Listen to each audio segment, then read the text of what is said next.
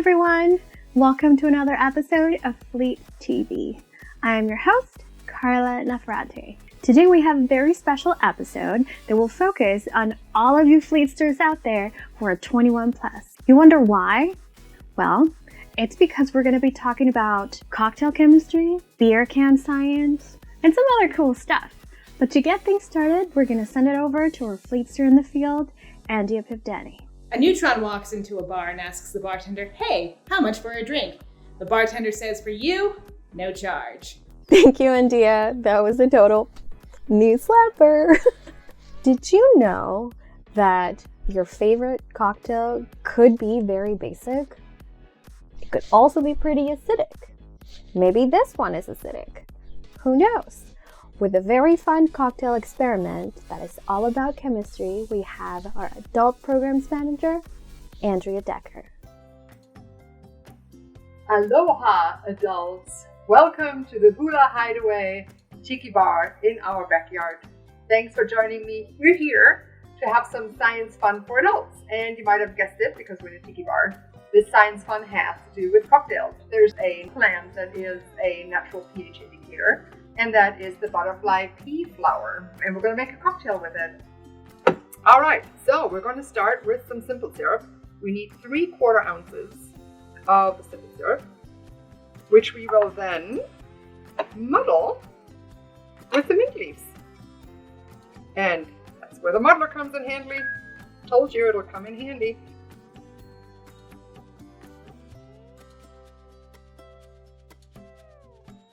Next comes the gin.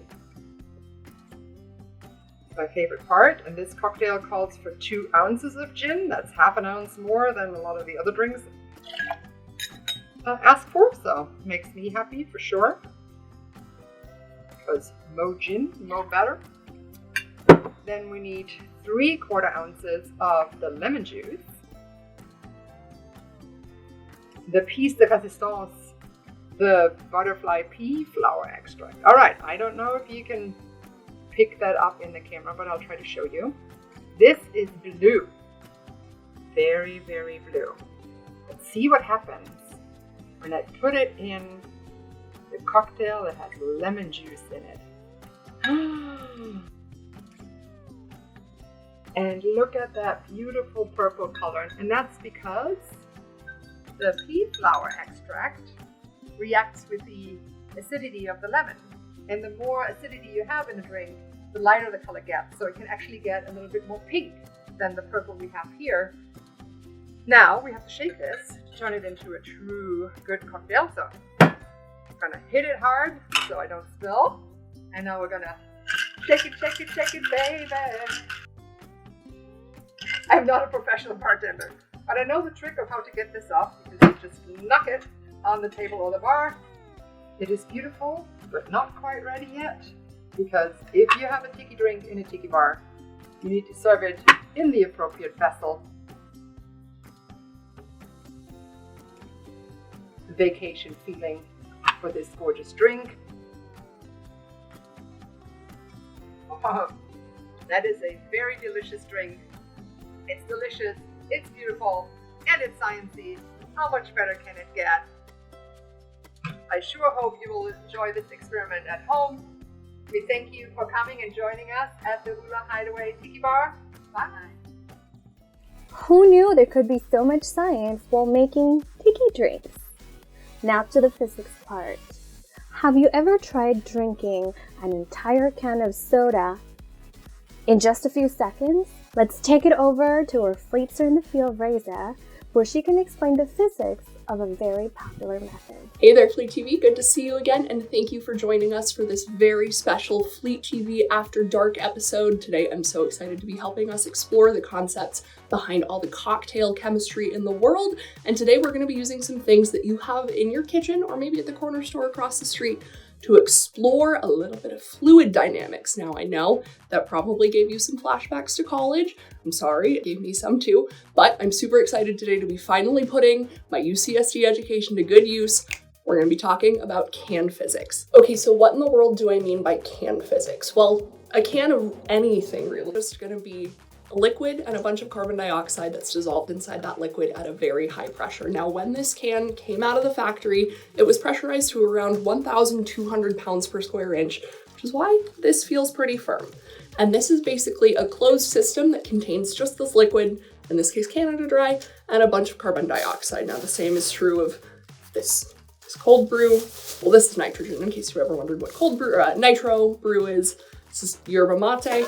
But at the end of the day, what we've got is a really highly pressurized combination of liquid and gas inside this can. Now, when we drink out of any container, we're removing liquid from that container, that glass, that bottle, and air is rushing in to replace that space. Now, this container is always technically going to be full. It's going to be part air and part liquid. So all you glass half empty, half full people, it's technically always full. Just throwing that out there. But so if we're trying to drink something really quickly, we want to make sure that we're not allowing any sort of vacuum to form. If a vacuum or a low pressure area inside this can forms, the liquid that we're trying to drink isn't going to be able to pour out as quickly as air is rushing in. That's why you hear a glugging sound when you drink out of a can or a bottle. All of those rules of physics basically add up to mean that we want to make sure that liquid is able to leave this can as quickly as possible and enter my mouth as quickly as possible, and that air can replace it at as close to the exact same rate as possible so that we avoid forming a vacuum inside this can and avoid all those glugs while liquid is stuck inside due to lower pressure. So inside any carbonated beverage, you've basically got two things. You've got your carbonation and you've got your beverage. Now, that carbonation can either come from the manufacturing process, it can be added by the producer and highly pressurized, or it's just produced in the natural makings of that beverage and things like kombucha or beer. That's pretty common. All that adds up to, though, is a lot of carbon dioxide that's built up in a high pressure system, so high pressure, in fact, that that carbon dioxide saturates into the liquid and isn't hanging out in here in its gaseous state. The second I open this, though, the really rapid change in pressure that occurs as the air pressure inside here tries to equalize with the air pressure in the surrounding room means that all of those bubbles that we associate with carbonated beverages are going to form and arrange super rapidly in a process that's called nucleation. Okay, so I've moved to my kitchen so that we can put these concepts to the test and see just how we can use the laws of physics to help us consume whatever beverage we would like as quickly as we can. Now, you can do this with just about anything you have lying around your house. You can use kombucha, you can use soda, you can use yerba mate. If you're me, you can use your tears that you've been collecting all quarantine. But all you'll need is a can of something pressurized and something sharp. We're gonna use a simple machine today, readily accessible, right there in your home. If you're using alcohol to do this, I don't know why, for any godforsaken reason you'd wanna do that, but you're just gonna throw those away. You won't be needing those. That's fine, it's fine. Anywho, I do actually need those. Where did those go? Take your can of tears. You're gonna want to turn it upside down because what'll happen here is when we turn it back the right way up with the manufacturer's mouth hole, the correct way up, there will be a nice little artificial mouth hole right there at the bottom so that we can allow gravity to push that liquid down in the can and into our mouths. So we're gonna feel around for a little pocket. I'm just gonna take our sharp implement, and puncture right near the bottom of the can. Now, you're gonna wanna make that hole about the same size as the mouth hole, and then make sure that there are no sharp edges. Because, you know, we don't wanna cut ourselves open. Anywho, now that we've done that, you're just gonna wanna avoid spilling. Point that bad boy up so that air pressure pushing down on that opening will help airflow in to release the liquid as I chug it out of the bottom. Okay. I can't believe there's gonna be video evidence of this. This is so weird. Anyway, cheers.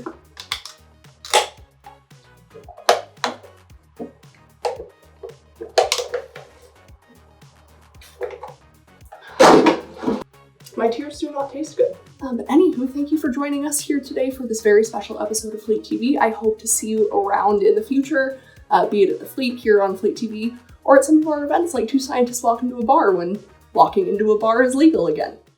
That was awesome. But I think I'm going to stick with my tiny little sips for now.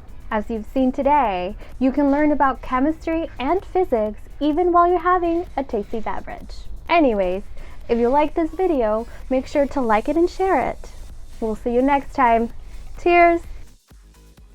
Move! This is what happens when you are underfoot all the time.